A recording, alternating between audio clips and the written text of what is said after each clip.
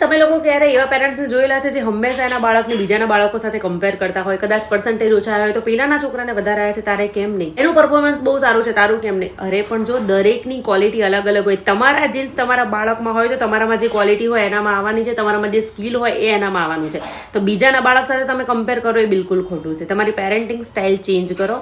અને મોટાભાગના આ તો એટલા માટે કહું છું કે કારણ કે છે ને 2-3 લોકોને આત્મહત્યાનો વિચાર આવ્યો હતો, કોલ આવ્યા હતા, એટલે મેં એ લોકોને એક કાઉન્સેલિંગ કર્યું. એનાથી ખબર પડી એ બાળકો 16 વર્ષની આજુબાજુ હતા અને એ લોકો મતલબ આન્સર હતો ડિપ્રેશનનો કે અમારા પેરેન્ટ્સ અમારી કમ્પેર કરે છે બીજાના બાળકો સાથે.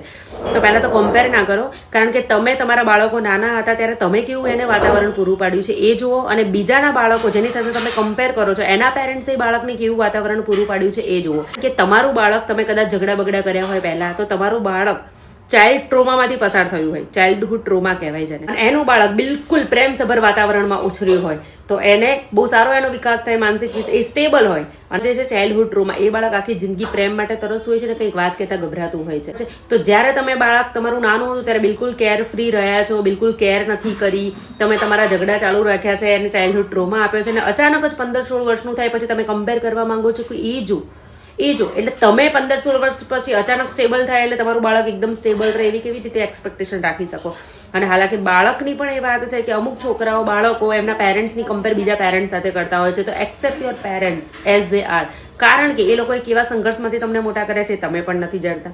આપણું ફેમિલી એક ટીમ છે એને સ્ટ્રેન્થ બનીને આગળ વધવાનું છે, એકબીજાની કમ્પેર કરીને. દરેકની ક્વોલિટી અલગ અલગ છે. સૂરજ અને ચંદ્ર પોતપોતાના સમયે જ ઉગે છે. તો તમે કમ્પેર કરો કે પેલાનું બાળક કેવું છે, કે પેલાના પેરેન્ટ્સ કેવા છે. ઘણા તો પોતાના માતા પિતા સિમ્પલ અને સાદા હોય છે, કદાચ અભણ પણ હોઈ શકે છે, તો પોતાના સ્કૂલના કે કોલેજના એન્યુઅલ ફંક્શનમાં લઈ જતા શરમ અનુભવે છે. જે લોકો માની સાદગી અને બાપની ગરીબીથી શરમ અનુભવતા હોય છે ને જીવનમાં ક્યારેય આગળ નથી આવતા. કમ્પેર કરવાનું અવોઇડ કરવું જોઈએ. તમે બેસ્ટ છો અને એકબીજાને સંભાળવાના હોય, પરિસ્થિતિ સંભાળવાની હોય અને એકબીજાની સ્ટ્રેન્થ બનવાની હોય.